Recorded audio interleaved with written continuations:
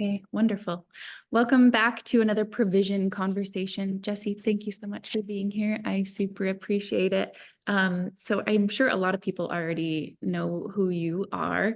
I would introduce you as one of the most unique, intriguing, and inspiring humans I've ever met. And so I'm really just grateful to have some time with you discussing a topic that has been present on my heart and in my realm of awareness.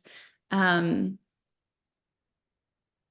feel like there's so much I could say about what in particular brings you to mind when I wanted to start having these conversations.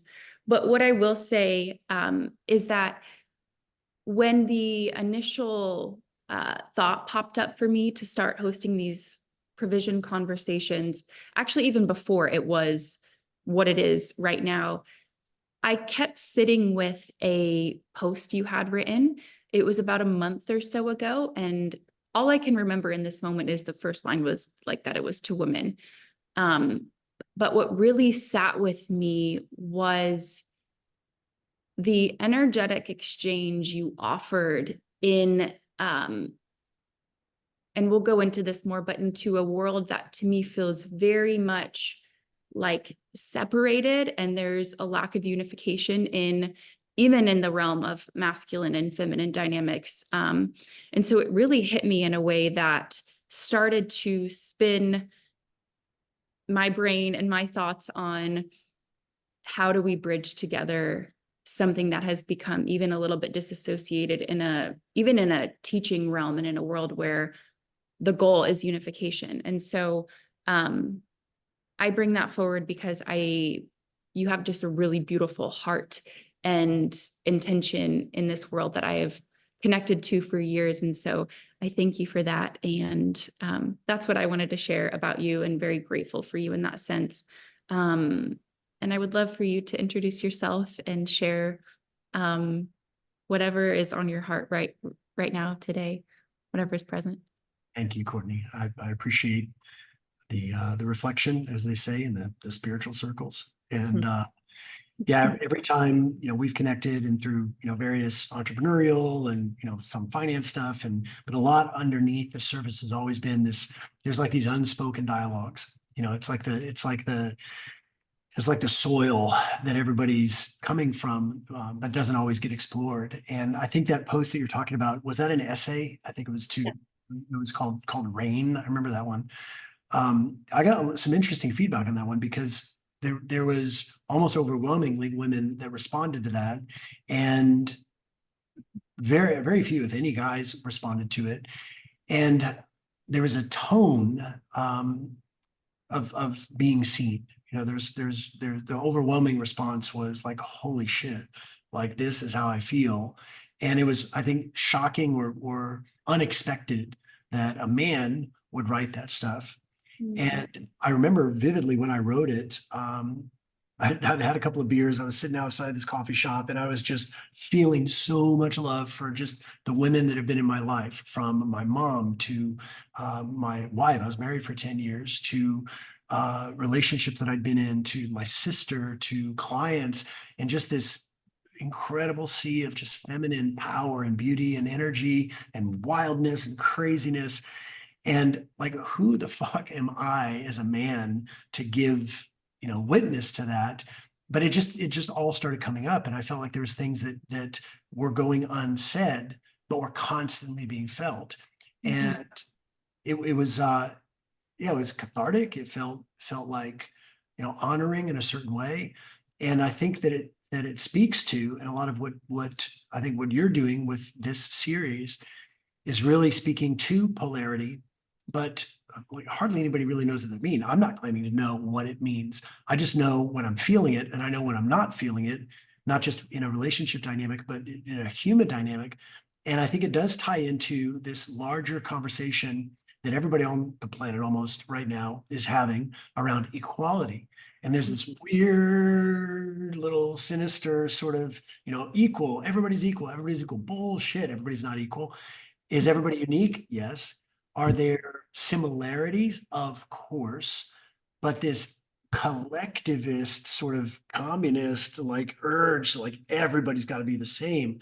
It's like that's anti-human, absolutely anti-human. And the happiest, most fulfilled, successful people that I know, male or female, know who they are, and they know who they are in relation to the others that they're engaged with, whether it's on a personal level in a relationship, whether it's at a client level and people you're doing business with. The strongest relationships are the natural sum or the natural byproduct of two strong points. And if those points are the same, you lose polarity. You can't have a battery charge with a positive terminal and a positive terminal. It's a positive and negative that creates that polarity. And so often what happens it happens within client relationships, but it definitely happens in personal relationships, is people will not stand on their own and see themselves and feel themselves as a unique, powerful, sovereign being. And then there's all this unmet need, deficiency. And then they meet somebody else and they project their need onto the other person who also has their need. And then they project their need and it feels like connection, and it is connection, but that shit fizzles out so quickly because it's like you can't fly a kite unless you're holding onto the string and the wind is pushing the kite. That creates tension in the line. If you let go of, let go of the kite, it just takes off. Or if the wind stops, the kite just falls down. It's the dynamic tension between the wind and the root or whatever's holding the kite that creates that pull. And that's where attraction happens. And it doesn't happen if two people or if one person is willing to give up who they are and lose themselves in the other person. It's very unhealthy. Yeah. Oh yeah. Oh my goodness. So much of what you said, I really resonate with. I'm curious to hear from you, Jesse, what took, and I'm sure it could be numerous things, but what might have taken you down the path of discovery of what, I mean, there's multiple things you shared, but I think like the main point of that being like noticing the differentiation in us humans, that they're all like you said, that we don't live in a world of equality. Yeah, it's very rare. I've especially the last couple of months have been doing a lot of work and a lot of building around a social phenomenon called Sigma. And it's definitely a social phenomenon. There's no scientific brain research or anything like that. But everybody's familiar with the concept of alphas and betas, not just men, but women. It's a human thing. It's a known hierarchy, a known structure. And the alpha tends to be, very, a secure alpha is a good leader. An insecure alpha is a bully and a tyrant. What they both have in common is that they need attention and they need loyalty, or they need followers. They need people doing what they're telling them to do. That's where they derive a lot of their sense of worth and value from. A beta can be a great follower. Like a secure beta is just a great doer. If they've got clear instructions and a clear plan and there's clear leadership, and they get shit done. And in that case, it is beautiful. Like the world moves largely because of people who are, very good at what they do, following certain things through. An insecure beta becomes extremely afraid and anxious and just constantly, will even settle for being abused over being ignored because they get so much of their sense of validation from just any form of attention, even if it's harmful or negative attention. Mm-hmm. And so this alpha and beta hierarchy is a known thing. It's visible everywhere. Years ago, this would be good context. I read a book when I was probably in my early 20s, and it was called A Lodging of Wayfaring Men, which is a scriptural reference. And it's a fictional story. It's a little novel about this group of people that looks at the way the world is being run and how much of it is actually based on slavery, economic slavery, this sort of sexual cartel that most relationships end up representing. And they decide that they're going to build a different system. And so they build this game and people play the game, but in the game, they're trading game pieces for real world services.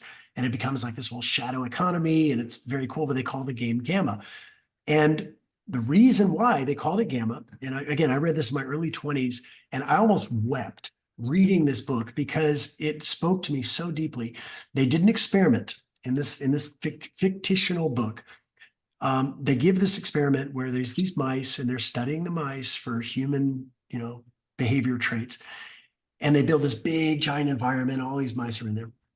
And the scientists expected to find the alphas and the betas. So the alphas took like the best food and they got the best mates. And the betas just kind of took what was ever left over. And then when the alphas would come in, the betas would kind of roll over and the alphas would take from them and go back to their alpha territories. And so the scientists expected to find those two classes of mice. What they did not expect to find was a very small group of mice who were more curious, a little more risk-taking, adventurous, exploring. And these mice in this big mouse environment would find hidden pockets of food and all these extra territories because they were, willing to explore. But these very small group of mice, when they were exploring and they'd come across a group of betas, they would just leave them alone. They didn't have the conquering tendency of the alphas. And when the alphas would come into their territory, they would fight like motherfuckers, but only to the extent of their territory. They wouldn't have the conquering revenge kind of thing. And the scientists didn't know what to make of this small group of mice, so they called them gamma. And that's where the game came from in this book. Well, I read that and it spoke to me so deeply because I realized like these are my favorite people in the world. Mm. I get along with, and I've played this role in my life, the alpha, that it's like, this is my domain and you're a visitor here and I'm gonna conquer you and compete with you. I did see the world through that lens when I was in my early 20s. I was a fighter. I ran a bunch of martial arts schools, and I very much had that. Like somebody had opened a karate school in my town, and I'd be like, fuck you, man, you're going to go down. And I would just like get really competitive. But I recognize now that was really based on scarcity because, I mean, let's be real. Let's just look at the numbers. There could be 100 schools within a 20-mile radius, and still we're barely scratching the potential of the marketplace. So to be fighting over the people that already are going to train martial arts instead of creating new markets seemed ridiculous. So that story resonated with me at such a deep level that years later, when I'd sold my martial arts schools and I began to grow online, and I was making these mind vitamin videos and started to have a little bit of an audience. So I created a mastermind, and it was called Gamma. And that was where this, it wasn't for the people who were like, I have to control everything, but neither was it for the people that are like, I just need to be controlled. It's like, no, you got to be able to think for yourself. You got to have agency. You got to be willing to explore.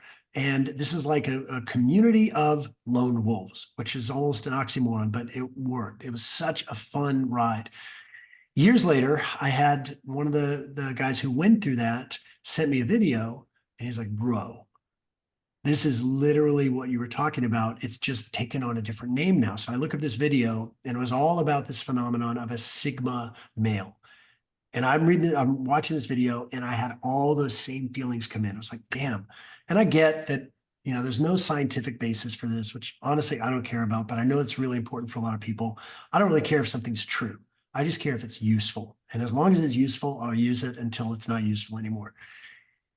And so all that to say, after building, tons of courses and programs and getting to coach so many really cool people, huge names, people that are, scrabbling together a couple $100 to buy a course, I really got a chance to see that this alpha beta hierarchy is how most of the world sees life. They see reality, but there's always those outliers who just don't fit into that hierarchy, who are not coming from the scarcity of an alpha that says, I need followers and I need my name to be recognized. And they're not coming from the scarcity of the betas, where they just need the security of a leader to tell them what to do. And that's when all of this information and all this philosophy coalesced into doing men's training. So at the end of 2023, we launched Sigma University, and it has been absolutely wild to watch men coming into this private conversation, this private dialogue, and sharing powerful, deep emotional shit that's going on, not from a victimy place of just like perpetual healing, which is its own dead end, but also not from the, typical like, nope, I don't have any problems, I'm fine. It's like, no, bro, like you're human, man. There's shit going on. And just already, I mean, we're like 3 weeks into the official trainings, and it's beautiful to watch. It's like the ice is melting, their power is increasing. There's zero competition in the group. And we have one guy who's like a truck driver from Australia, and he's on benefits because he was in an accident, and he's like rebuilding his life. And then in the exact same class, there's a guy running an 8-figure coaching business who's like figuring out his next thing. And they leave all that at the door. Mhm. And they come in, and the conversations around polarity have been so beautiful because there's just a relinquishing of all this inherited shit that, especially as men, we're taught: act this way, be this way, do this, do this. If you do this, you're gay. If you do this, it's like, no, just be yourself, man. Like, be yourself, but be unapologetically yourself. Do no harm, take no shit. And in between those riverbanks it's a wide open canvas. Mm. Oh, this is so beautiful. It's so interesting that you say that in a way where it's like, just be yourself, because something I was talking to a friend about the other day is he said something like, there was a time where polarity teachings didn't exist, so like what did we do? And kind of like, if we really, without all like the inherited and learned mechanisms that become a way of being, who are we really underneath of all of that? And so I'd even be curious, Jesse, to hear from you, like, what, 'cause I hear a lot from the female end. I'm really immersed in like the women's groups of talking about polarity and such. But I'm really curious to know what it is like for men, um, whether it's in the conversation of polarity or otherwise, in that place where there is a lot of messaging on who a man is supposed to be, and how he is to show up for a woman and how he is to show up for the world. I'm curious what that experience is like to have like a lot of those almost like limitations broken down, and to discover who they really are, and what happens from that place. It's confronting almost every time when the guy who maybe has built more of an armor, especially around his heart, when he realizes that he can literally say anything in this group and is not going to be judged. Mhm. And it's not going to be cheered for or booed. It's just, hey, you just can say it, short of anything that would be like completely, you know, wrong. Like Yeah. if this is not like a haven for pedophiles or something. Like we'll kill you ourselves. Yeah. But in terms of just guys getting the opportunity to share, I'll give you an example. We did one of the every session we do roll call, and everybody starts sharing their wins. And it really sets a good tone. And then there's a training around a certain principle. There's 12 principles, 12 philosophies, and every week we just bring a different one in. And then we move to what we call core system or core concepts. And so these are 7 categories of life, from like vital life force in your body, and like, how's your body doing? And then legendary relationships. Like, at what point did we decide that we're going to have less than legendary relationships? Like, let's start with that. Authentic money. I mean, we just go through the whole thing. And so there's usually a story, some examples, and then they're given an assignment. And on this particular mission, the assignment was to think of someone who you respect, and then write down what is it that you respect about them. And that was like the first part of the mission, and all the guys did it. And then it was, would it be fair to say that all the qualities you wrote down about this person are actually also things that you respect about yourself and you want others to respect you for? The guys are like, well, yeah, obviously. So one guy posted in the group, is so powerful. He said, so I picked my dad, and he said, I was writing this letter to my dad. I just felt all this emotion come up. And he shared a very powerful experience that happened when he was growing up, of seeing his dad do this incredibly kind, loving thing, and then kind of getting attacked for it. So all this emotion is coming up in our member. And he said, I just realized, like, I have to do something for my dad. So he says, I canceled my meetings for the next few days. I'm flying up to where my dad lives, and I'm going to surprise him with tickets to an NFL game because this is like his favorite team. A couple of days later, he posts on Facebook, he's there with his dad, and it's just like so powerful. And these are the kind of things that when you look at them in hindsight, they're obvious. Like, of course you would do that. But it's getting to that point where it seems obvious, where there's no risk, there's no perceived, threat to your masculinity or your sovereignty. You're not coming from a needy victim place of like, well, they fucked me over, so I need to. No, it's like you just let all that shit go, and you actually start loving unapologetically the way you did when you were a kid, but it's the inside out infinite love, not the trading barter game that most people learn from Hollywood and country songs. Oh, that's so beautiful. It's like what I'm hearing is almost like instead of a direct focus on a descriptive way of a masculine man, it's letting everything that covered up who they really were underneath come through. And like you said, like that innate lovingness as a kid, when that comes out, then what happens? And I just even would say, like, as a woman experiencing that in a man, it's one of those things that you really couldn't try to, like, you couldn't try to find that. Like when it happens, it also allows a part of us to come through that, I mean, it's really like the healing work begins. Yes. Yeah.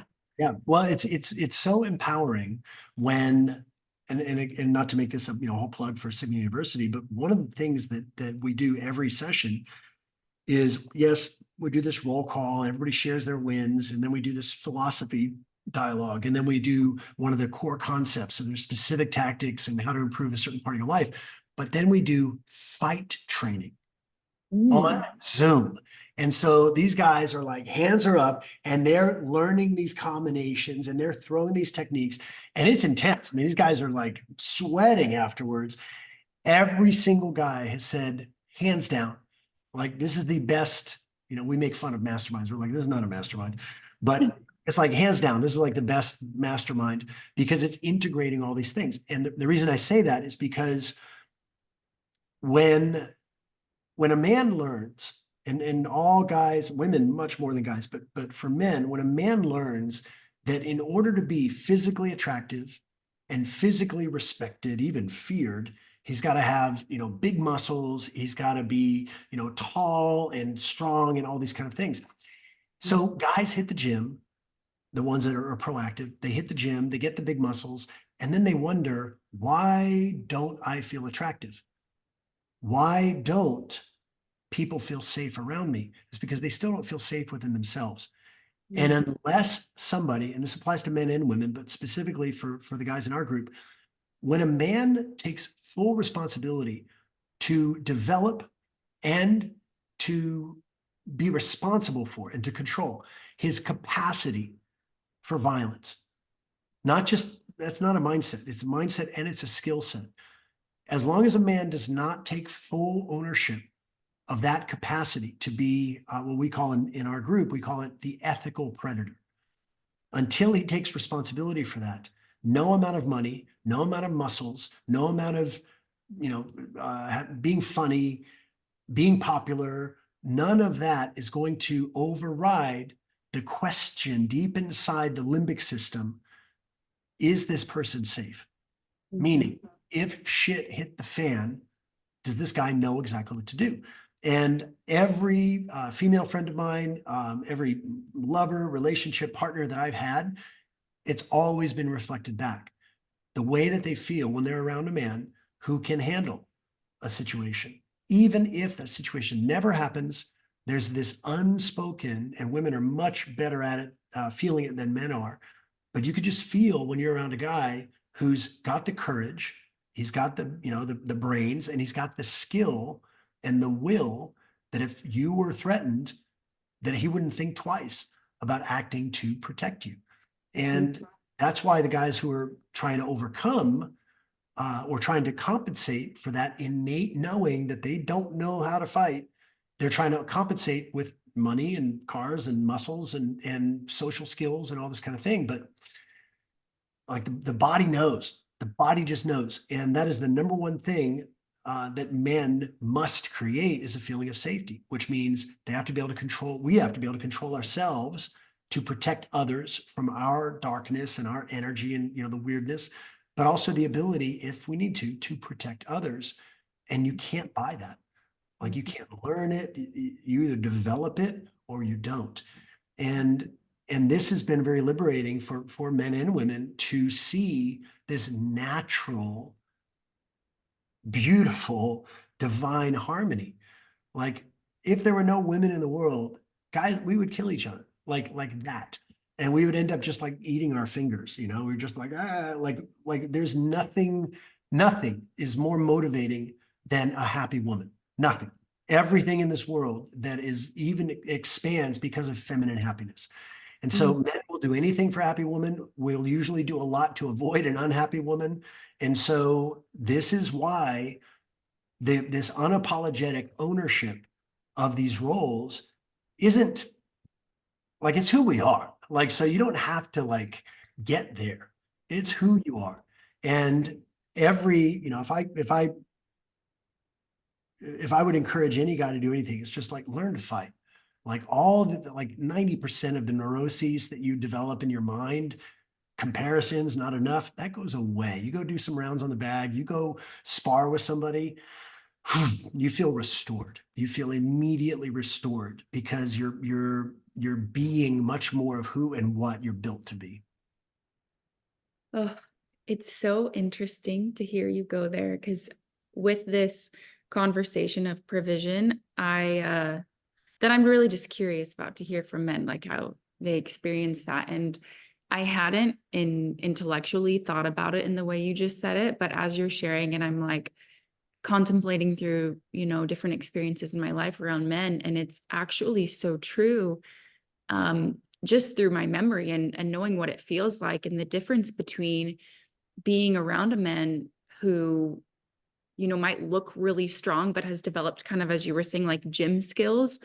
versus fighter skills. And it looks great, but, I think we, as women, we really do know in a moment where we need that protection, or even in a moment we may not need it, but to have that there, it's a very different experience. And I related even to if PD goes out of town and I'm home alone, his presence being gone is a very, very big noticeable shift in the environment.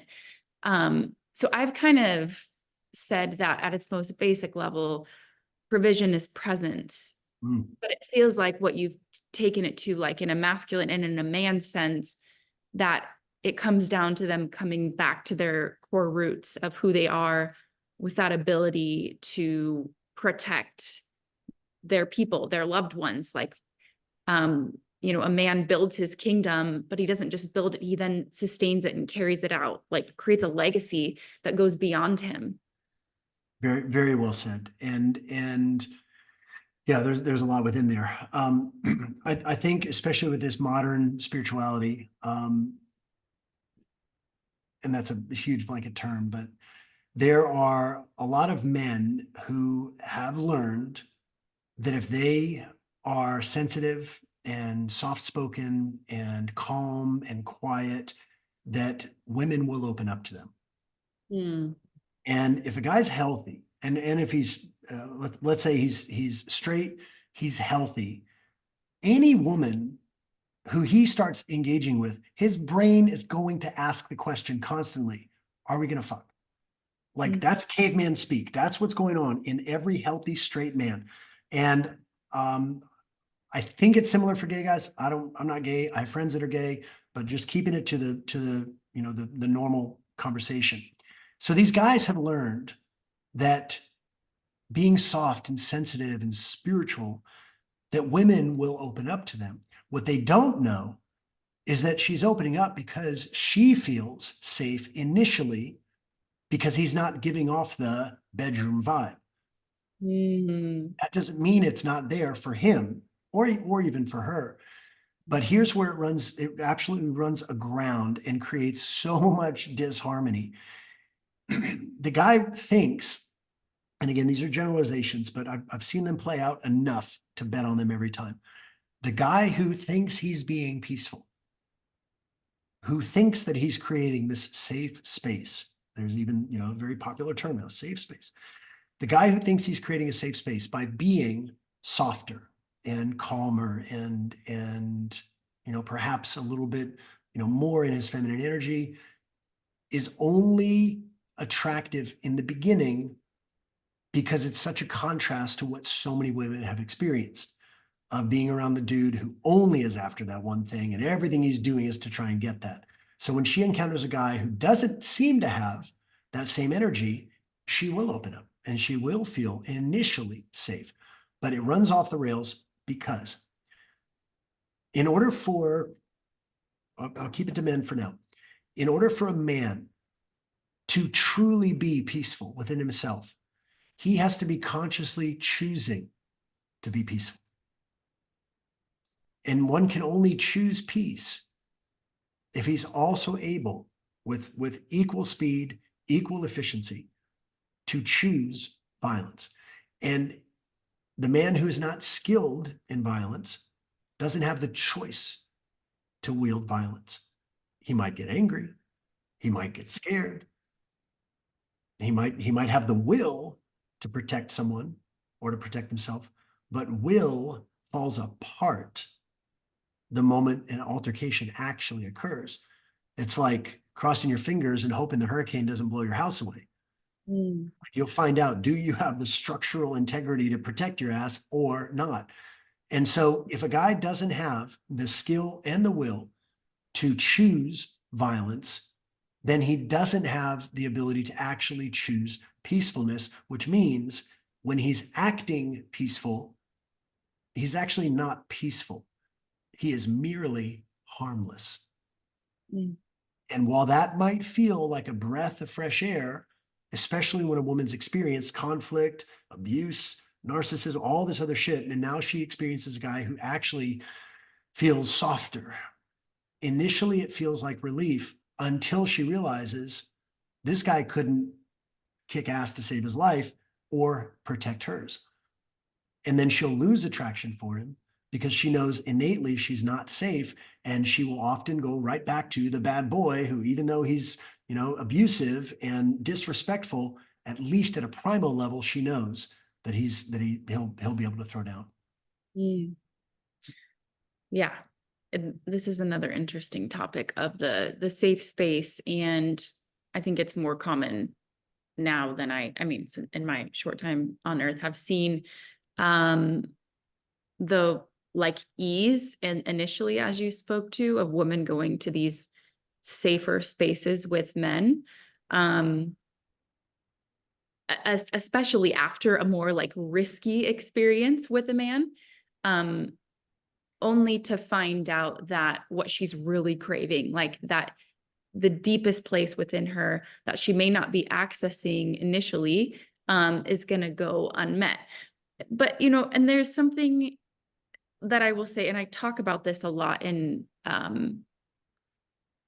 the masculine feminine dynamic that I've experienced, is though there is that contrast of safety to risky, when a woman comes across a man who is intact with that inherent space of knowing who he is and how to protect and provide, there comes almost like a responsibility for that woman to go through a purification kind of transformation in being with him. And I think for most women that maybe, I don't know if it hasn't felt safe, if it hasn't felt true, if there's uncertainty about if it's right to go through that. I think for me, it was a question of it's almost confusing, especially when the messaging outer lying is that safetyness that you want to feel with men, to be able to open up and say anything that you want to say, as you spoke to really well. And so there is an important part that I think often goes missed on the female end that I can speak to, which is really recognizing that there will be a bit of I don't want to put too much language to it, but it's a bit of a brutal transformation that we experience in being with a man who is intact with those instincts, because it requires us to be a woman and not be that little girl who needs the little boy to take care of us who really can't. Right. And that part is so important. We were talking about this a couple weeks ago in Sigma University, that when a man does not feel his center, like when he doesn't feel like who he is and accepting that 100%. There's parts that he likes, parts that he doesn't, but hey, I accept it because this is all me, unapologetically, always improving, striving to improve, but not in a place of guilt or shame, just like, hey, this is me. And when a guy's in that center, then when women test, and you do test and you have to test, when he's tested, then like he's not going to crumble, and he's also not going to put up with a bunch of bullshit. So it'll just be like this nice, even keel. When he's not in his center, then he will see, and women do this too, but he will see a relationship, not being in a relationship, trying to get in a relationship as a finish line that will save him from this conflict of not knowing who he really is. And if man sees a relationship as a finish line and a sanctuary that he will arrive to, where he no longer has to deal with that inner uncertainty, then yes, you're going to get new relationship energy, chemicals firing off, everything's great for 2 weeks to 18 months, but then your chemicals normalize out, and very usually even more intensely, this deficiency will reveal itself. And for a woman, she ends up feeling like he's just trying to be mothered, instead of saying like, I got myself, you're it's interesting. I've had this experience, and I've learned a lot from this experience. When if I'm connecting with somebody, and you got that fresh spark, and I had to learn that me being me, and share it, like sending a message or sending a song, or be like, hey, I was thinking about you, and sending this. It was not a normal experience. B, when it was an experience that a woman had, it was usually from guys who were love bombing her and just like trying to win her over. And I learned, like, I have to front load this communication by saying, if you were to look at my phone and see the way that I text everybody in my life, this is how it looks. And so I will, dial that back if it makes you uncomfortable, but just know, like, I'm not doing this because of you. I'm doing this because of me, because this is how I operate. And if it's too much, totally cool. It's not going to remove anything for me to dim it down a little bit. But it was that same kind of, it's just thorough communication. Like, I'm not doing this to get something. I'm doing this because this is how I love to live life. And I've said this to many people, not just in relationship, life in general. You don't have the power to make me feel good. And you don't have the power to make me feel bad. My feelings are my responsibility. That being said, there are things that you'll do that amplify this joy, and it's fantastic. And there are things that you might do that might amplify some disharmony, but that's all me. And so, like, you're off the hook. Your job is not to make me feel anything. And it's powerful. Yeah. Oh, I love that. That was a really beautiful explanation of that experience. And you touched on something, Jesse, that when you said, like, I have me, and what it made me think of, and I'm curious to hear your take on this, is, I'm really passionate about men and women coming together, because I do think at some extent we need each other. Like you were saying, if it was only men, you'd all kill each other. And if it was only women, like, how would we reproduce? So, to some extent, we really do need each other, and that's how this world goes. But there is also a bit of a healthy level in relational dynamics of, like, but I have me, and I know that within myself, like, I have everything I need and I am enough. I would be curious to hear your take on that, like, where the distinction is between, I know that I have everything I need. Whether it's in a man or a woman, I know you can really speak experientially to yourself as a man, but that where that line crosses between maybe like it's almost a dependency that might be unhealthy and not letting others in, or the other line where it's codependency and I don't know that I'm enough on my own, if that makes sense.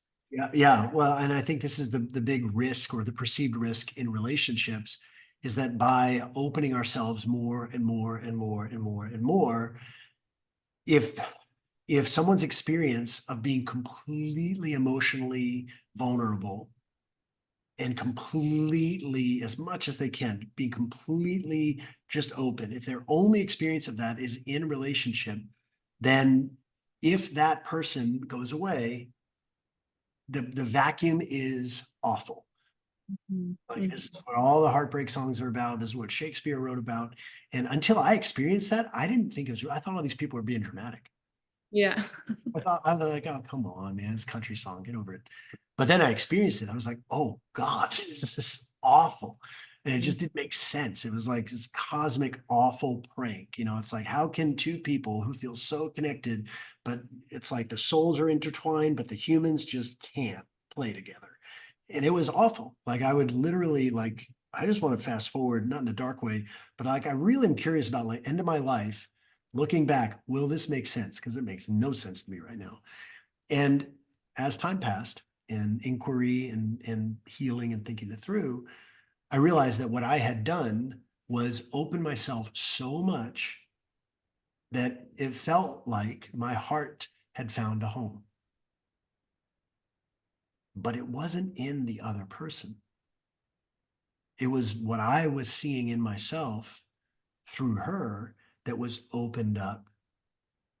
And I made the, human easy mistake of thinking, oh, it's because of this person. When really it was with, not because. And once I began to understand that and I began to look at, well, how is that experience available? Even if it's not within this union of a relationship with another human being. And holy shit, like it started to happen. I began to have these crazy, blissful, like driving down the street and hearing a song come on, and all of a sudden just freaking tears in my beard. And I'm like, oh my God, like this is what people take drugs for, is to feel this. Like this is amazing. And it was totally independent of Mm. another human being. It wasn't for anything. It was this natural frequency of joy and love that is always there, that we tend to make special and reliant on another person, a certain event, situation, whatever. And I think that's the real quest. The real quest is to find that within yourself and then share that and have it amplified and have it brought forward by someone else who's also granting us permission to do the same thing for them. But every time I hear people say things like, I'm in a serious relationship, I'm like, oh, so sorry for you. Like, this is awful. I haven't thought about that, but that word, it really does have such an interesting connotation. It's a serious relationship. Like terminal. Okay. It's not going to go so well. Yeah, it's like it's a death sentence. But being in a loving relationship, in a freeing relationship, in a powerful relationship, and also a relationship that is not based on a finish line. Mm. If someone sees the relationship as the finish line, they're screwed. If they see the relationship and they're in it and they have a finish line, and the finish line is, like the old couple in the Titanic that's like dies together and drowns together, like that's our life goals. Yes, that's beautiful, but it's not beautiful because of the length. It's beautiful because of its beauty. And this speaks just to life in general. It's like, when somebody lives 80, 90, 100 years and then they die and everybody's like, oh, they lived a great life. But then, you hear about somebody whose child lives for a couple of days and then departs, and it's tragic and awful because we've created this mind, this belief that says that the quality of a life is directly proportionate to the quantity of that life. And those are totally different things. Quality is quality, quantity is quantity. And if somebody's lived for 100 years and they had a miserable life, or the way that I think about it, these are just my personal beliefs, having seen my share of this thing that humans call death, maybe that was just a super advanced soul who like beat the game in 3 days. Like, if that's the case, why am I crying? If this soul knew exactly what it was doing, it's like, you know what? I'm going to bungee jump in there. I'm going to beat that motherfucker in 3 days and I'm out. I'm going to go on to the next one or whatever it is. But we don't see that from this side because we get used to holding on to other things and other people for security. And all of a sudden, one of those things leaves and our security goes with it. Well, how many times does somebody have to experience that before they realize there is no security to be found externally? All security is only created inside. Mm. It's interesting that you took it into the conversation of, like you said, perceived death. And well, yeah, this is where I go on the provision conversation to a whole totally different level of being able to witness death as like provisionary, whether it's of ourselves or of another human that we really love. Would you be open to sharing like what has allowed you to get to that point of, like, have you had personal experiences with that? Yeah, enough to satisfy my curiosity. Yeah, yeah. Yeah, this is something that I haven't done a lot of teaching or writing on. I'm sure I will at some point. Um, I tell a story sometimes in teaching where I was a kid, maybe 7 or 8 years old. I was riding my bike and I was in my neighborhood and I'm almost to my house. And on the side of the road, like next to the curb, like in the street, but all the way on the side, I see the body of a squirrel. And I'm an 8-year-old boy, I just like get off the bike and I like go and I look at this little squirrel body. And I remember looking at that and just being so like sad, but fascinated. I was like, whoa, this is like, and something in my mind just, there was something there. I remember thinking something's weird here because it was a squirrel, but it wasn't what I had learned a squirrel is because my 8-year-old brain, squirrel is the jumping, leaping, climbing, chattering, daring you to hit it with a rock, in my case. And it was just like that was this thing known as squirrel. This bundle of fur that I'm looking at doesn't seem to have any squirrel-like qualities to it. It looks like a squirrel, but it's not what I know as squirrel. And in that moment, the weirdest thing happened. There's a little bit of wind and there's leaves blowing by, and this piece of trash starts blowing by, and it was a candy bar wrapper. It was a Butterfingers wrapper, which happened to be my favorite candy bar back then, might still be. And this Butterfinger wrapper blows by the squirrel. And somehow my 8-year-old brain realized, oh, that fur is just the wrapper, but the candy bar is not there. Like the good part of it, the thing that makes it has already like been used or something, and it's not there. Just like that candy bar wrapper, the candy bar wrapper is not the candy bar. And somehow I just remember feeling so satisfied, like, oh, okay, so this body thing, like, it's just a wrapper, like that doesn't matter. And my whole life, I could never get really worked up around death because I just it didn't make any sense to me.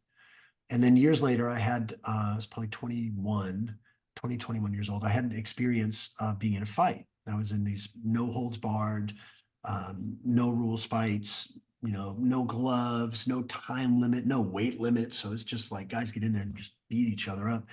And I fought, lost the fight in glorious fashion, and ended up going to the hospital.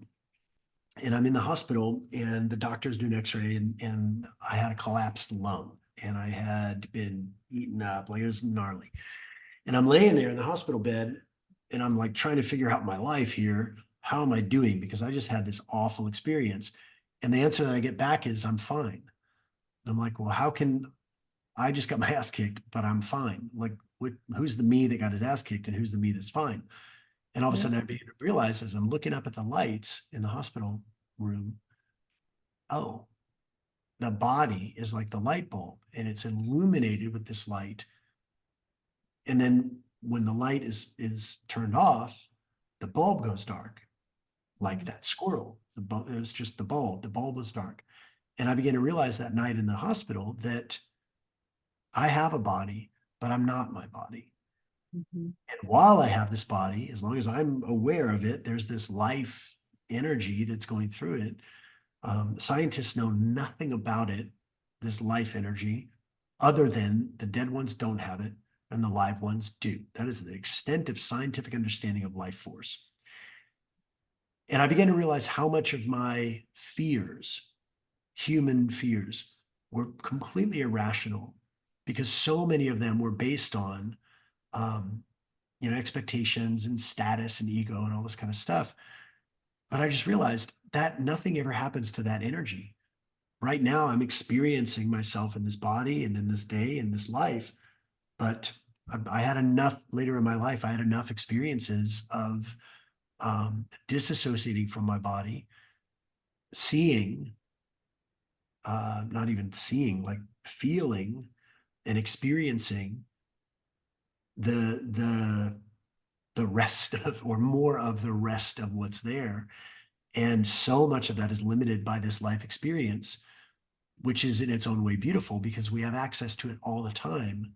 It's our resistance to that life force energy that creates lack and scarcity and poverty and wars and disagreements and arguments and all this kind of stuff.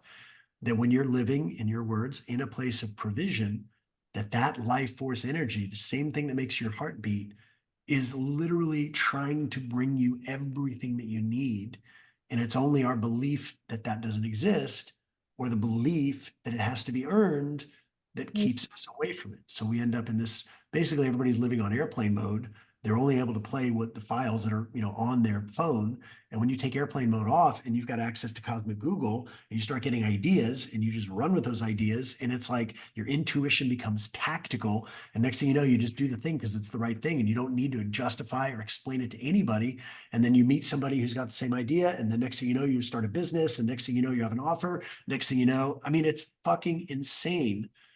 And it keeps going until the last breath. And then you drop your body and you just keep going. It's like, I think Ram Dass said, it's like taking off a shoe that was too tight. Like, woof, all right, let's go. What's next? But it doesn't end. It doesn't end. That's an insane thing to think. Ugh, I love that description. I've never heard that before of like taking the shoe off and like that was too tight. It's so interesting. I didn't expect the conversation to touch on death, but I'm really glad it did because this is the spot where I'll just say transparently, I've been really challenged most of my life to um see the, like as you explained it. I mean, I can imagine to have that experience as an 8-year-old has to be really formative to like allowing yourself to not not be bound by the limitations that most of us are, and believing that death is the end. And I will say, like, I grew up in a like more religious Christian culture that was, when you die, it's heaven or hell. And so Right. there's a lot of fear around that. And anytime a loved one in my life died, it was this really tragic, terrifying thing, especially because it was like, well, and if this person didn't do the right things to earn heaven, we were terrified to think what could happen Right. had happened. And I think the question always came back to me of like, will I ever meet this soul again? Right. And the uncertainty, there's just always a lot of uncertainty for me around my loved ones and death, and just terrified that I wouldn't be able to see them again. But what's interesting about hearing your experience and just knowing that this never ends, there's a small bit of like, I don't know if there's a right word for it, of just like knowing within me that although I can't quite grasp what comes beyond this life, there's never a real separation from those souls. And that has been enough for me to be able to like find acceptance through those experiences. Yeah. Well, it's understandable when you look at the mythology around death and the terror that has been taught around death, because it's the ultimate unknown, for most people, and people generally fear the unknown. And since they don't know what's on the other side, it could be amazing or it could be terrible. And in fact, those are the two stories that get told most often. It's either going to be amazing or it's going to be terrible. And so if you want to be in the amazing part and avoid the terrible part, we just happen to have the instruction manual. Just do what we tell you. And then in the 1500s, Martin Luther, this German priest, wrote his 96 Theses that basically said, maybe you don't need a middleman. Maybe you can have a direct relationship with Jesus Christ, and you don't need the church selling what were called indulgences. The church would basically sell you heaven if you just do certain things. And so that was a very radical idea, but it happened to come out at the same time that the printing press was invented. And so these ideas took off, and Martin Luther became the world's first best-selling author. Now, the unintended consequences of that was that the church began to really lose popularity, really lose power as people became more literate. They became more enlightened. They began to think for themselves. So the church used to have the goal line of just after death. And so do what we tell you your whole life, and then you make it across the goal line. And if you did what we tell you, then you get heaven. And they realized that wasn't working because people are starting to think for themselves. So the church, in their infinite fuckery, they moved the goal line. Now it wasn't death. It was more immediate. And this is so fucked up. They actually sent priests out into the countryside. And this is in Germany, where the printing press was invented, where Martin Luther, started spreading his message. And the priests would go out. This is so messed up. And that at random, they would just grab a woman. And they would say, "We believe that you are practicing witchcraft." And she'd be like, "What are you talking about?" And they'd be like, yep, we can see it in you, pretty sure. And then these motherfuckers would literally torture a woman until she was in so much pain that she would just start saying whatever they told her to say. And they would then record that as a confession. And they would get her to say, "Who else is a witch?" And she's out of her mind with pain. She's saying all these things. And then they'd go and get those other women. And then they would have a public trial, public execution. And that was a PR stunt for the book that they were selling. The book was called Malefeas Maleficarum, which loosely translated meant Hammer of the Witches. And it was a book that basically told how to spot a witch, how to avoid a witch, how to punish a witch, how to deceive a witch, how to torture a witch. The book outsold the Bible, because if people read the book, they could know what not to do. Wow. Now, it didn't stop over 80,000 people, most of them women, from being essentially exterminated. Oh my God. Because the church knew that they'd lost the hold of the someday after death finish line, and they moved it forward. They made it very immediate. And this is the cost of ignorance. This is the power of fear. And what's incredible now, fast forward 500 years, the printing press is back and better than ever, and it's called the internet. And it's conversations like this one that are the new version of these 96 Theses. Like, oh, here's another idea. Maybe there's this, maybe there's this. And that's, we're in the Bible, the book of Revelations and the Apocalypse has been sold as this awful, terrible thing. Apocalypse literally comes from the Greek. The Greek word is apokalypsos, and it means the unveiling. It doesn't mean the end. It means the unveiling. It means the end of the old story, and the new story hasn't even been written yet, and we're the ones writing it. So there's nothing to be afraid of. It's just all the old things are dying, and like a lot of dying things, it's putting up a stink, and it's like, no. So politics, which is where the church was 500 years ago, totally corrupt. Nobody with half a brain takes it seriously until a candidate that they like starts saying things they like, and then they become political. Like, wow. It's Yeah. amazing. Well, it's interesting that the conversation turned then to this part of church that it's even interesting right now because I've seen a huge influx of people heading back into churches. And um I mean, there's a lot to say about that. I think, a lot of what has been spoken in this conversation, like at the end of the day, there is an important innate knowing to who we are as like the being of the church.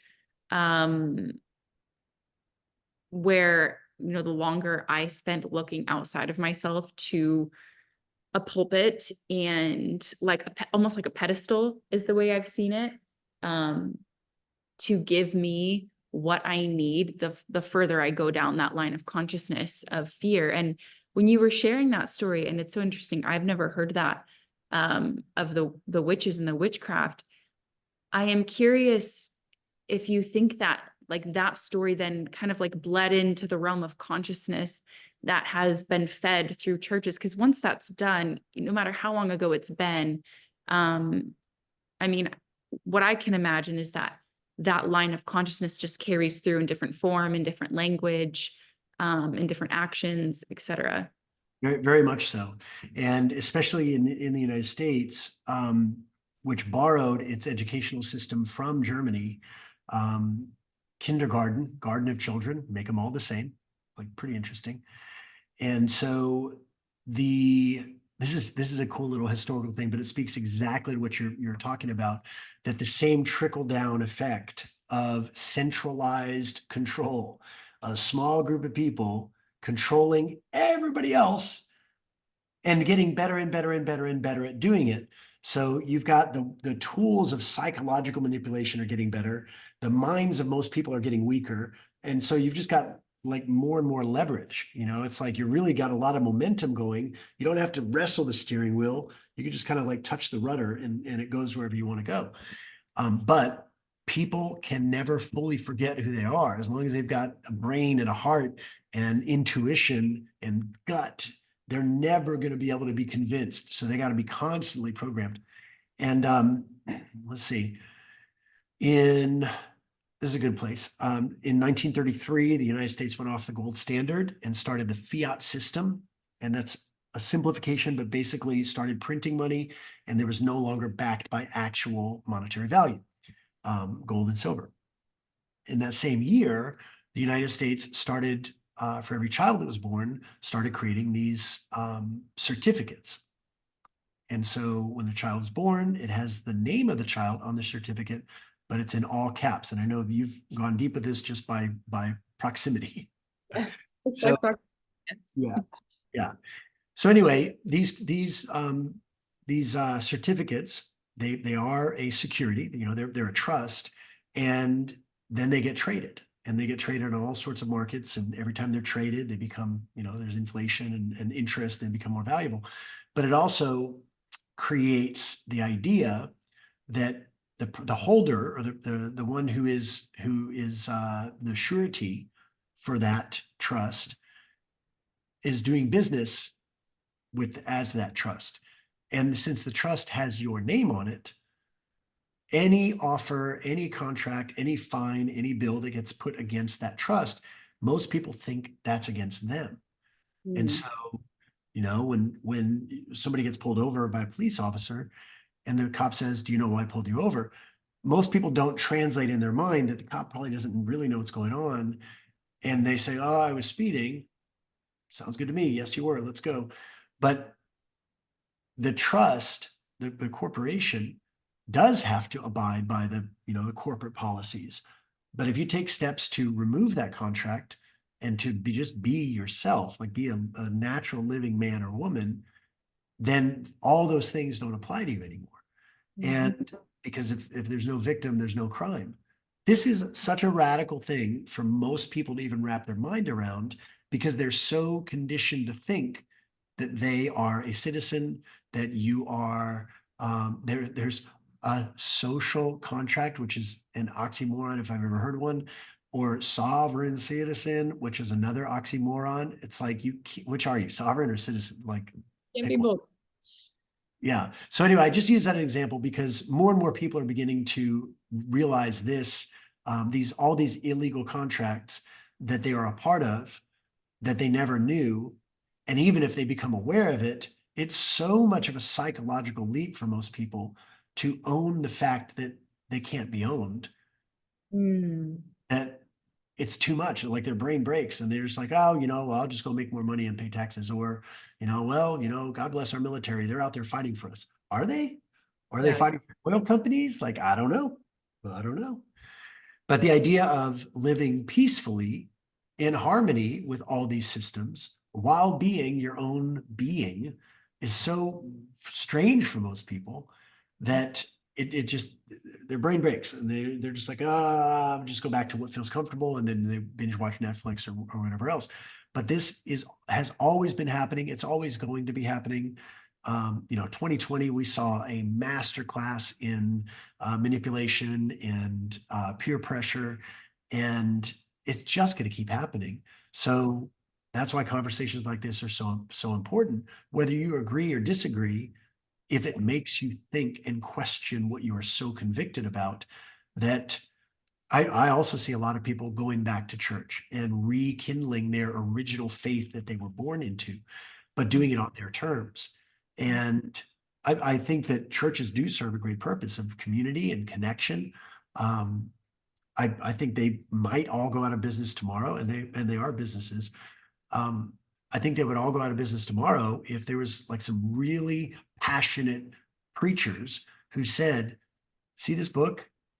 You don't need this. This thing was written 2,000 years ago. And all it was done was designed to open up a little contact to that thing that we call God, but you don't need the book. Like, here's what Jesus had in common: stillness, silence, and solitude. Here's what Avraham, who became Abraham, had in common with Jesus: stillness, silence, and solitude. Matter of fact, we got this book here, and there's an Indian prince who got fed up with the material world, went out and sat under a Bodhi tree for 40 days and 40 nights, stillness, silence, and solitude, and he became the Buddha. And over here, we got Joseph Smith, who went off and talked to Angel Moroni, great name, and had stillness, silence, and solitude, and came back as a Mormon, first one ever. And on and on and on. What do they all have in common? Stillness, silence, and solitude. And Mhm. not one of those motherfuckers is on their cell phone 8 hours a day. Not one of them was doing stupid TikTok dances. They were just in stillness, silence, solitude. And you access a data layer, which is from the inside out. You take yourself off airplane mode and you get back into listening mode, and you start feeling and you start accessing information, and your body is changed as a result. And then when you go and talk to people, they're like, what's going on? Something's different about you. You're like, oh, I'm just me, like fully me. And they're like, oh my God, you're a saint. You're a prophet. They're like, no, bro, I'm just me. This is what I am. Wow. Did you hear what he said? He just said, I'm me. That's all he said. And he said, whatever I have done, the least of you can do. And they're like, whoa, let's make a religion after him. He's like, no, that's not at all what I said. Zero what I said. Dad, like, that's not, people are so, it's the hardest thing in the world is for people to find out that they are the power because they're part of this infinite consciousness. And it's very exciting. It's hilarious sometimes. And I just see people so quick to give away their power, so quick to do what they're told, so quick to jump on an Andrew Tate video and be like, yeah, or no. It's like, well, Yeah. very- Oh, this is my favorite part of the conversation. I love hearing you talk about just the different realms of like the who we think we are in the law, connected to that with consciousness and church and what Jesus was really saying. And like, as you were saying, the biggest psychological leaps, there are some really massive, like, just they feel like dissonances when you learn these things and you find these things out, that it's so far off in left field that, like you said, I just think it's so much easier to be like, no, I'd rather just keep my life going the way it is. It's so comfortable. It's so familiar. I can't even fathom the level of freedom you're telling me exists. So I'm just going to close the door and say, no, thank you. Um, and I think Yep. that's how it goes. Well, the cool part is there are, I hesitate to use the word formula. This is a little markety, but there are steps that anybody can take to reconnect with that inner knowing and connect that inner knowing of who they are and what they are, connect that to actions out in the world with other people starting today that actually lead to more freedom. And next thing you know, you've got all the freedoms that really matter. You've got freedom of time, where you're only doing exactly what you want with the people that light you up, doing things that you give a shit about. Never again do you have to do anything. Like freedom of time, freedom of location, to be able to do what you're doing from anywhere. We have these freaking devices and we've got Wi-Fi and like Yeah. crazy. Freedom of money. Like, they're literally printing the stuff. So there's that. The ability to make more of it by creating value for other people and having a fair value exchange, freedom of money, freedom of relationships, to only have connection with humans in your life who are a net positive, that you're both amplifying each other. You're all amplifying each other.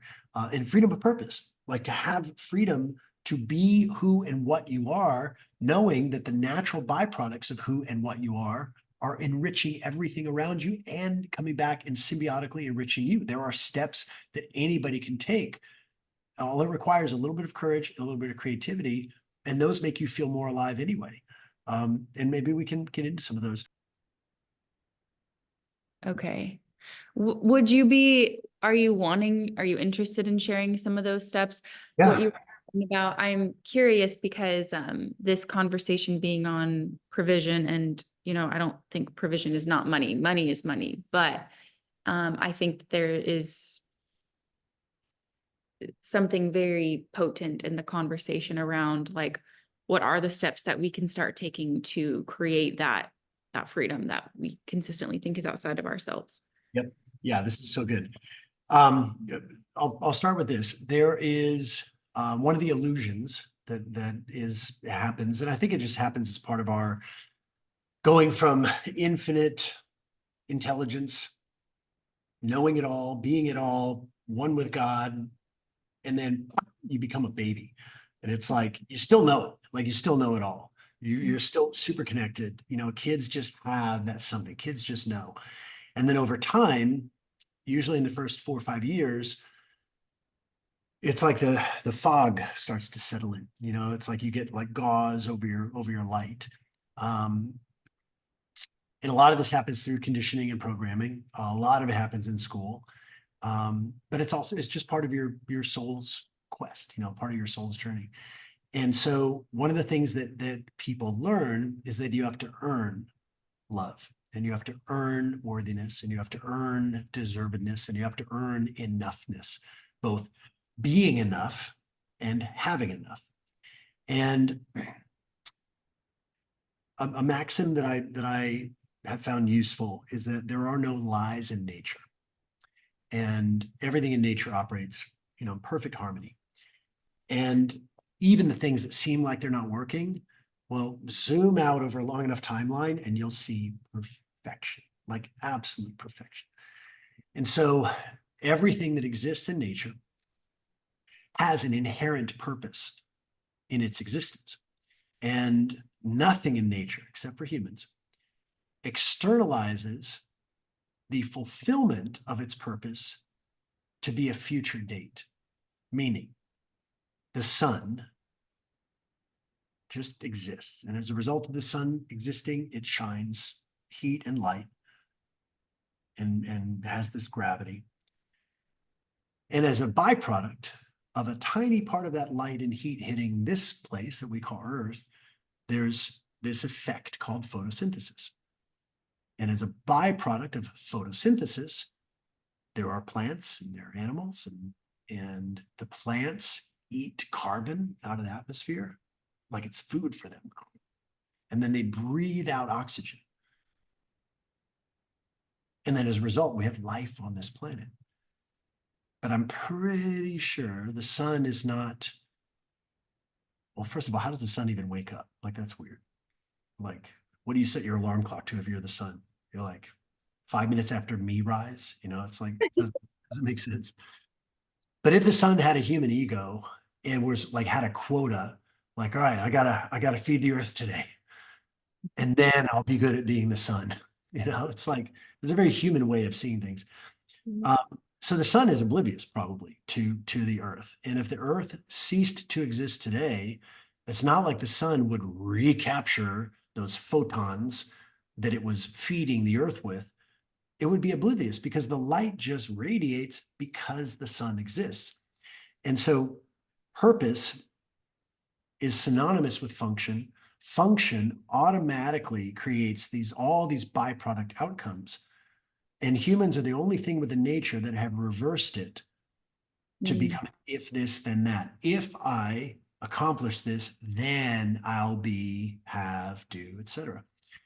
And so now we get into this like almost two camps of human beings.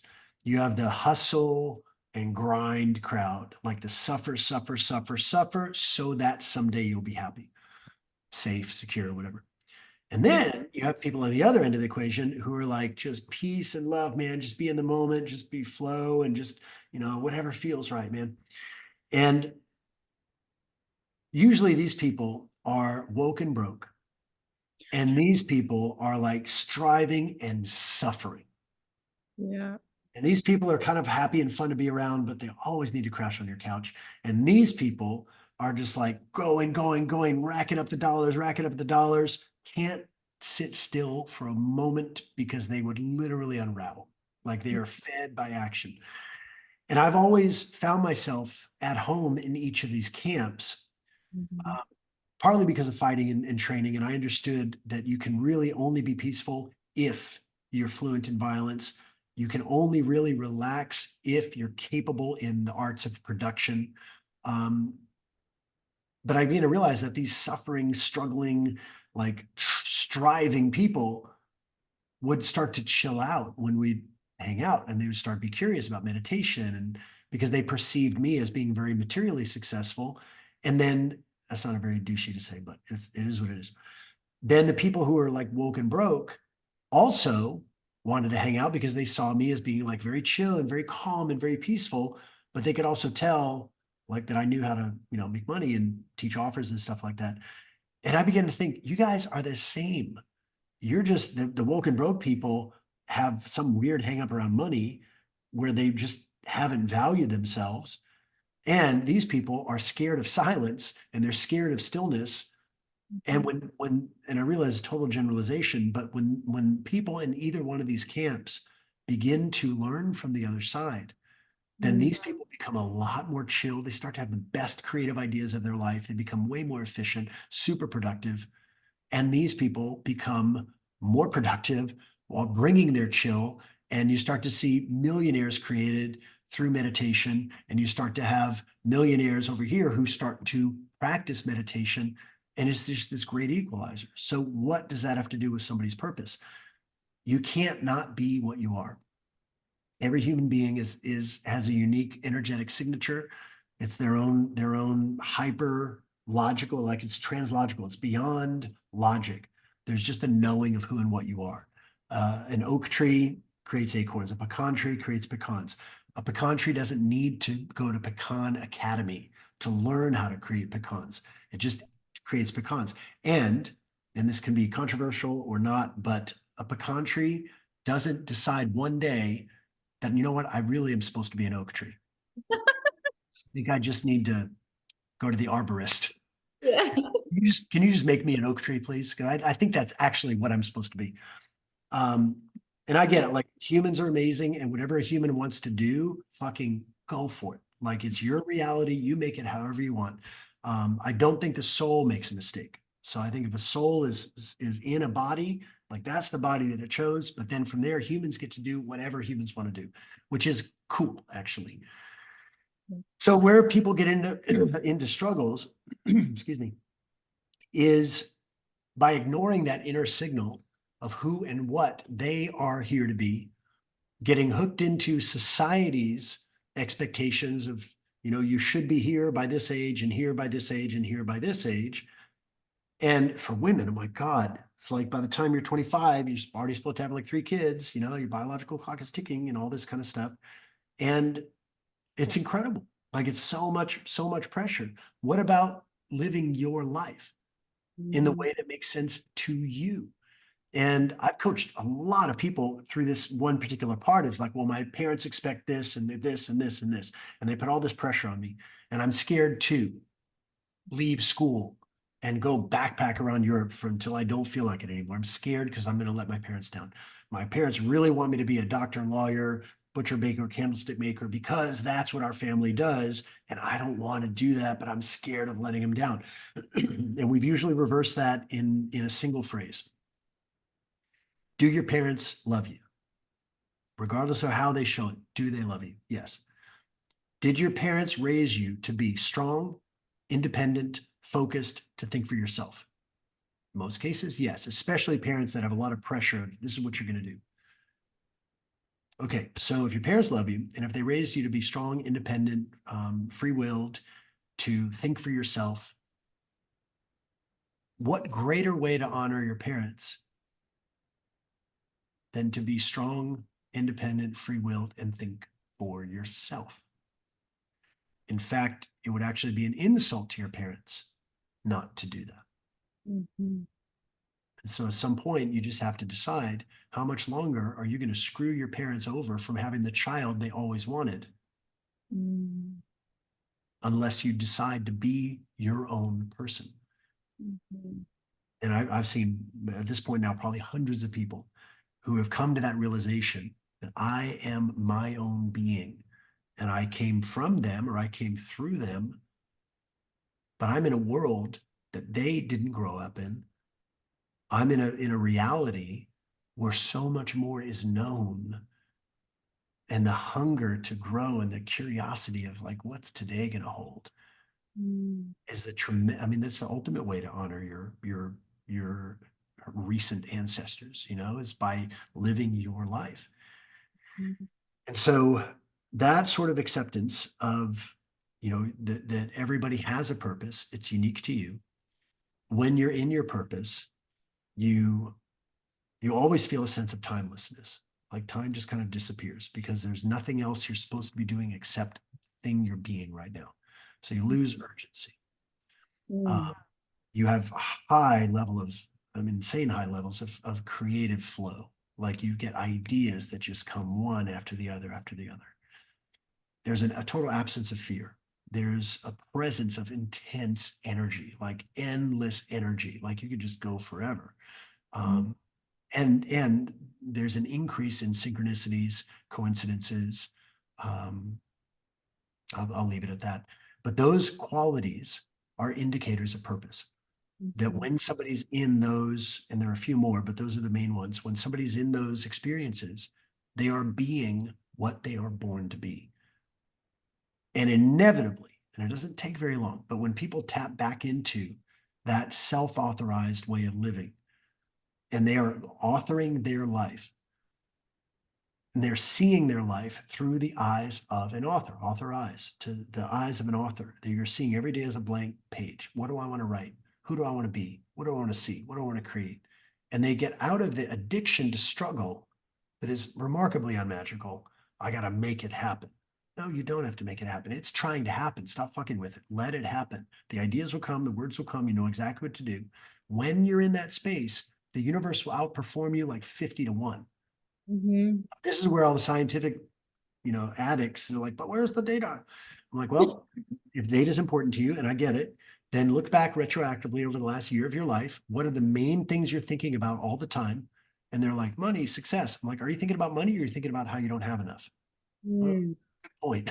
Got it. So you're actually not thinking from within the frequency of the money that you want. You're thinking from outside the frequency, trying to get it to come in, and it doesn't. And that's because you always have this energetic field.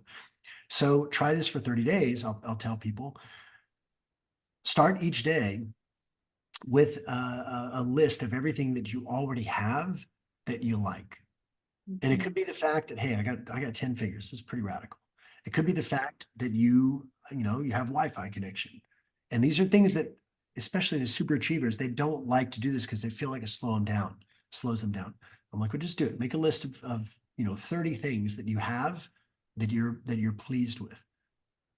And you'll feel the stress just drain away as you realize how much you have. And I'm not talking about the guilty gratitude fucked up combination. Like feel guilty and then feel grateful that you have more than the people that have less. No, that's conditioning. Just subjectively, you have so much in your life right now that's actually kick ass. Reconnect to that. And then you change your frequency on the inside from not enough to having enough. And to whom that have more will be given. And those that have not, even that which they have will be taken away. That's the tactical part of that scripture. And it's all a state. That's the crazy part.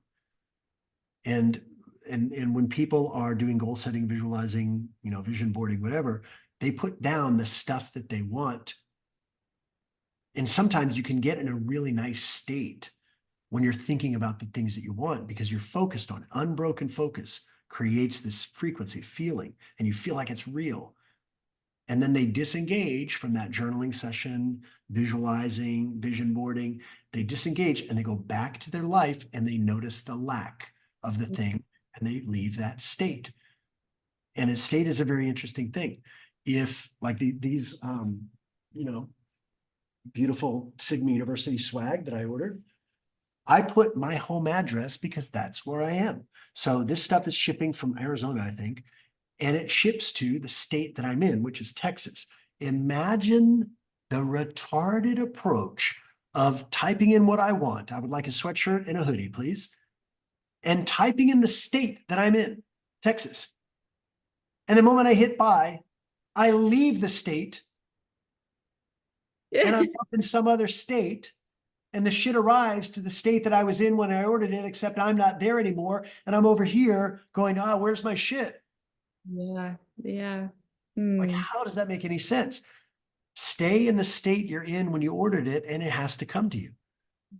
It's almost too easy. Yeah. Oh, Jesse, thank you so much for going through all of that. Like I couldn't stop really just feeling immense amount of joy and just receiving how you went through all of that. I can feel the like energetic upliftment of even just knowing that that is our inherent way of living life. And what you were saying about like going into the state and leaving, it's really funny because I notice myself do that a lot. Of how like powerful these visualization sessions can be and meditations and doing so many of them, but like what in the hell is the point if I do it all day and then I go live my life and I'm in a completely opposite frequency? And the way I'd been kind of describing it and experiencing it myself was looking for evidence around me that it's already here, and even the most like minute of ways. And I think that's where the trap often is in it already exists, but telling ourselves that we're in lack of it. And just the way you broke that down, I think in and of itself is pure gold when it comes to offering ourselves the provision that we seek, men and women. So thank you. That was really wonderful. Glad it resonated. And the best part about it, when you just test this, you won't just sit there and not do anything. You'll get an idea and you'll be like, oh, you know what? Let me do this. And then that will lead to an instant yes. Like when you message me, you're like, hey, I've got this podcast. I'm like, fuck yes, of course. Like, of course.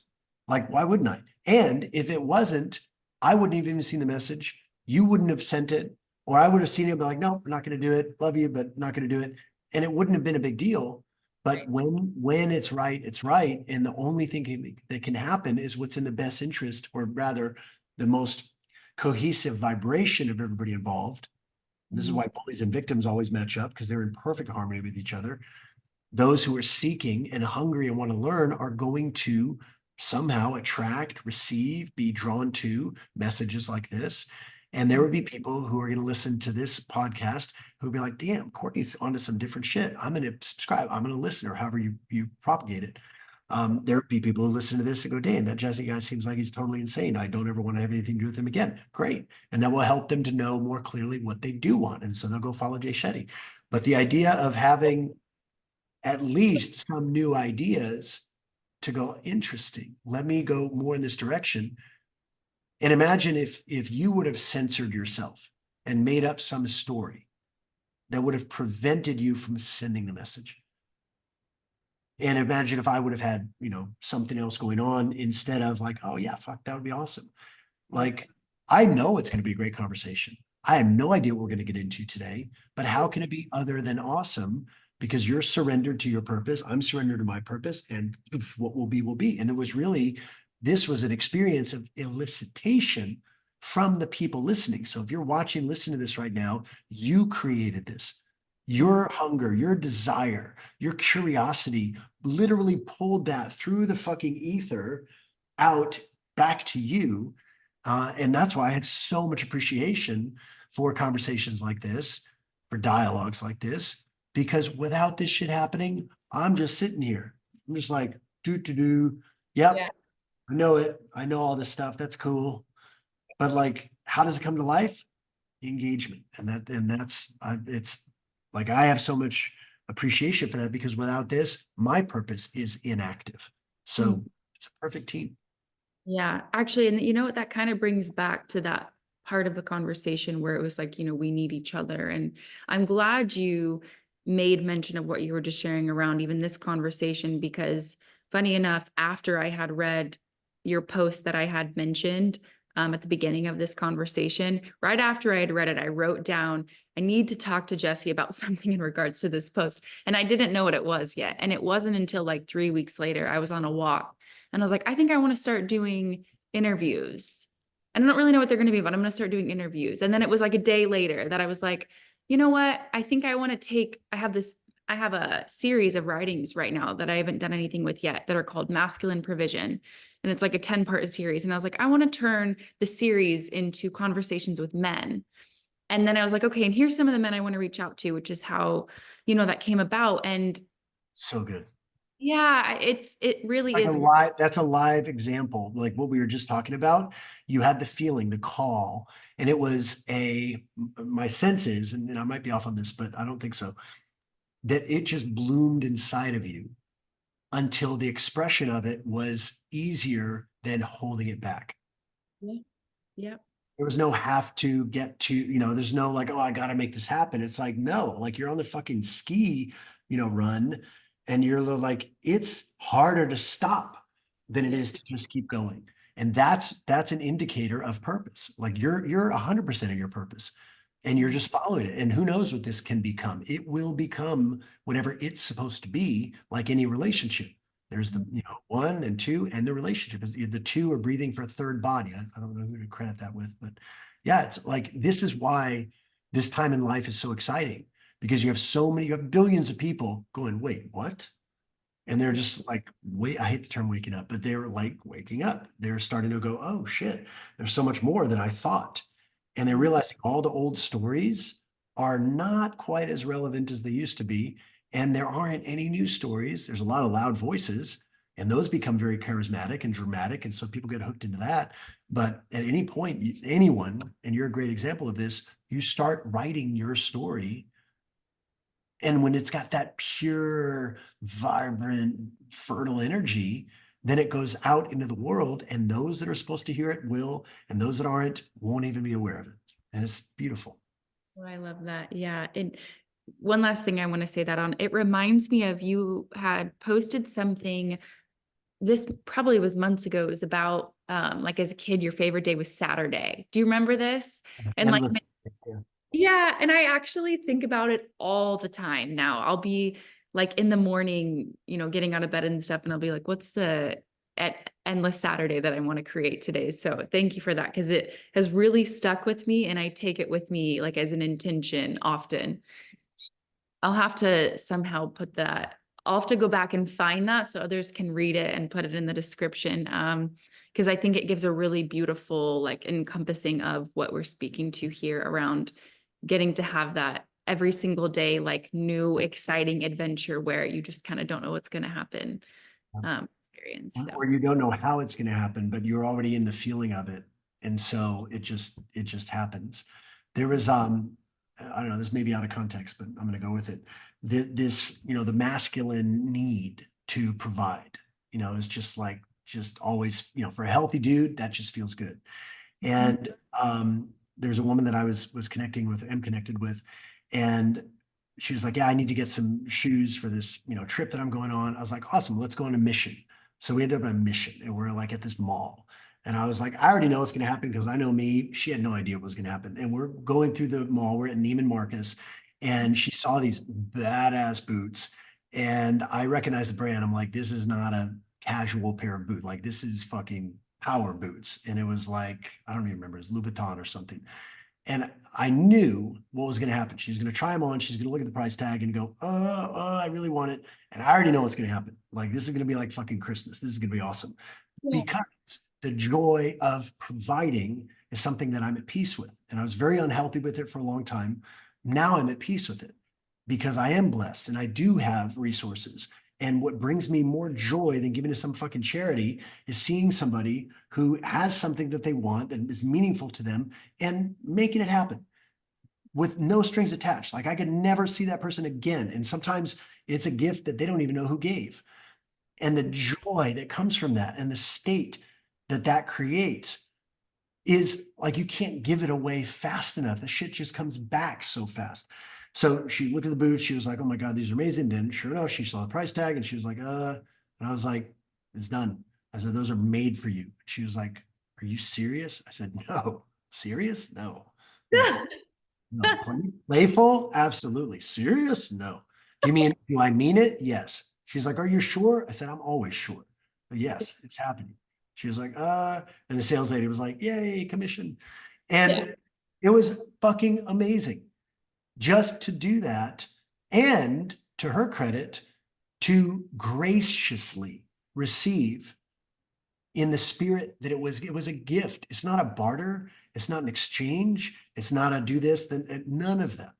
Mhm. And that took me a while to be at peace with that because I thought, am I just like simping here? Am I trying to, give in the way that I think is going to benefit me? And then I was like, no, it just feels good to give.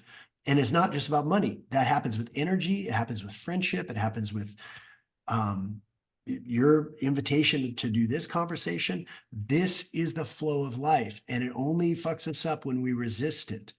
Mm. This I'm going to share one more thing. This might be useful for everybody here. And I wrote this for the guys in Sigma. And we were talking about how programming is so thick, and poverty programming, scarcity programming, competition programming.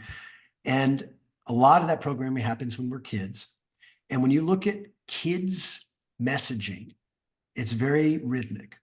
Nursery rhymes, lyrics, shows, Sesame Street. It's very hypnotic almost. And so I thought, why don't we just have something that is actually beneficial based on universal principles of infinite prosperity and write like a nursery rhyme type poem for that? And so I wrote this, and I'll share it with you before we bounce out here. This is all around, it's all around money. Money is showing, money is flowing, money is growing, money is here. Money's arriving, money comes without striving. Money comes when I'm thriving. Money lands when I'm free. Money comes when I need it. Money comes when I believe it. As I relax and receive it, money's at home with me. Money enters my pockets. Money launches like rockets. Coming into my orbit, money's always around. I've always had money, the exact right amounts to match what I believed and decided to count. And now I count higher because I just can. So money's inspired to flow towards my hands. I'm a magnet to money, and that's just a fact. So I accept money now, and I simply attract. The secret of money is so simple and clear. When I expect it to come, money simply appears. Oh my goodness. That was really great. Thank you so much for sharing that with us, Jesse. That was really wonderful. I was having some of my own visionary experiences as you were reading. Nice. It's a good subconscious embedding that I'll listen to a few more times. Yeah, that was beautiful. Thank you. I really appreciate you taking time and getting to have this synergetic, fluid experience as we spoke to, and being open to me reaching out and jumping on and getting to share your just wealth of wisdom and your lived experiences of what provision is and what it isn't. And I'm really thankful. I just want to acknowledge, like, I'm really thankful for the way you've committed in your life to the Sigma University that you're doing with men, and the transfer, like being connected to the men who are really committed to who they really are. It's a noticeable shift. And this is just one last thing I want to touch before we wrap up. We had some friends over for dinner the other night, and some of the commentary was going on, being at a time in life where things get scary and there's so much happening and there's unknown and there's lies. And what we all kind of came back to was, but it isn't if we are the ones who are really staying focused and intentional on like who we are and what we are bringing. And I say that because I know I'm surrounded by a community of men and women who do know who they are, and they do know that they're living in their purpose. And I just commend you for committing to that so highly, that the effects of it have been very, very vibrant and noticeable, and really have created such a beautiful world we get to live in. So thank you. Received. Thank you. Good Thank you times.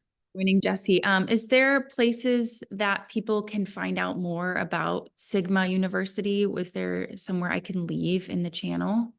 Yeah, for guys that are interested, we've got a public Facebook group that's open.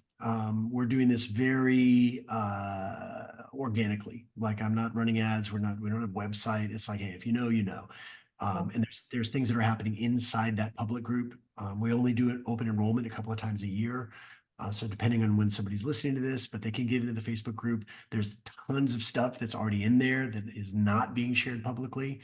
Some of it's hilarious, some of it is probably highly offensive, some of it is entertaining, some of it's thought-provoking. But we'll have the link for that, or just follow me on Instagram or Facebook, or easy ways. Okay, wonderful. I'll put that in there. Well, thank you so much. I really appreciate it. And I'll see you guys next time. Yeah.